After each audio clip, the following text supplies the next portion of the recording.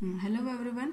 In this lecture we are going to study the disciplines of artificial intelligence. So there are the 9 disciplines of artificial intelligence such as philosophy, mathematics, economics, neuroscience, psychology, computer science, control theory and cybernetics, linguistics and big data.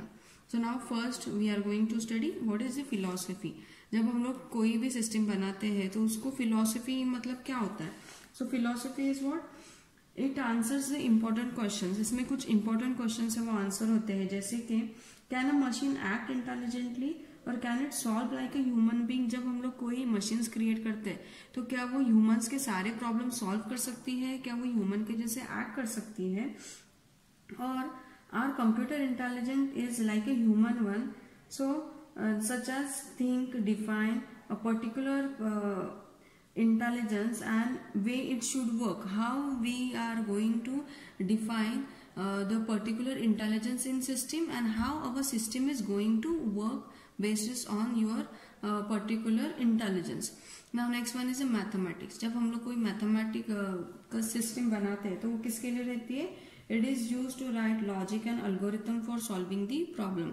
इसका use किया जाता है कोई भी logic लिखने के लिए या फिर कोई भी अल्गोरिथम लिखने के लिए. इस अल्गोरिथम को यूज करके तुम लोग क्या कर सकते हैं, कोई भी प्रॉब्लम को सॉल्व कर सकते हैं. अब इकोनॉमिक्स से रिलेटेड जो भी मतलब जो भी एप्लीकेशंस है उनको क्रिएट करने के लिए तुम लोग एआई का इस डिसिप्लिन यूज कर सकते हैं. Now next one is a neuroscience. अब न्यूरोसाइंस में क्या रहता है, how human brain works and neurons response to a particular event. जैसे जब कोई हैप्पीनेस मूवमेंट होता है तो हमारे चेहरे पे सडन हैप्पीनेस आती है. अगर कोई पर्सन है उसको तुम लाइक करते हैं, जब उसको देखते हैं तो फौरन स्माइल आ जाती है. वही अगर कोई पर्सन है जिसको तुम हेट करते तो उसको देखते ही तुम्हारे चेहरे के मतलब सैड हो जाता है पर्सन. सो ये होता है न्यूरोसाइंस. यानी जब कोई भी सिचुएशन आती है तो उस टाइम पे तुम्हारे क्या एक्सप्रेशंस होते हैं या फिर तुम्हारा क्या रिस्पॉन्स होता है. So it is a particular event. It helps to develop model which acts like a human being. जैसे अगर कोई कार है न्यूरोसाइंस में, जैसे कार है या फिर समझो एक रॉड है और एक कॉफी मग है.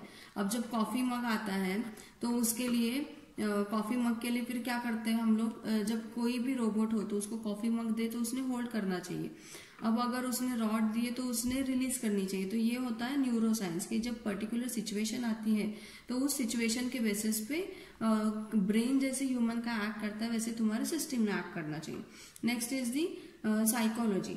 अब साइकोलॉजी में क्या होता है, it is a process of understanding thinking of a human and animals understand the brain.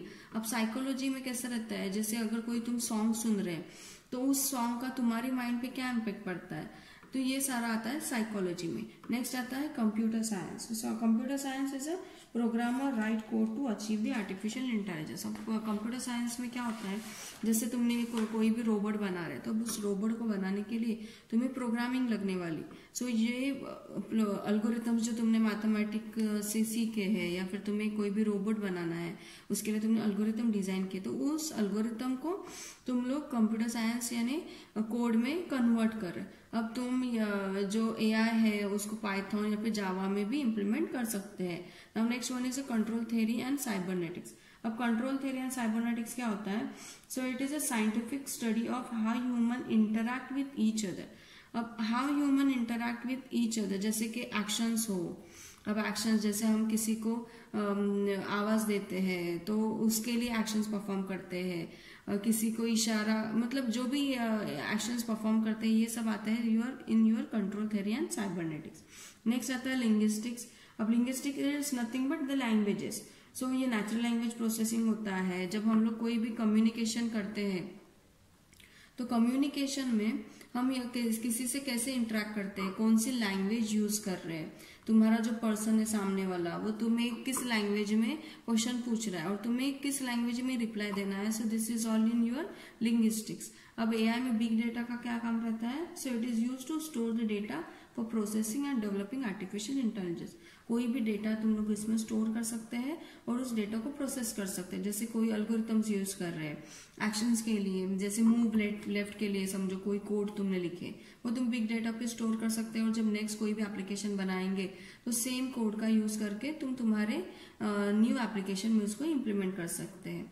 सो ये होता है concept of big data in your artificial intelligence. So this is are all overall disciplines of artificial intelligence and this is end of your chapter 1. Thank you.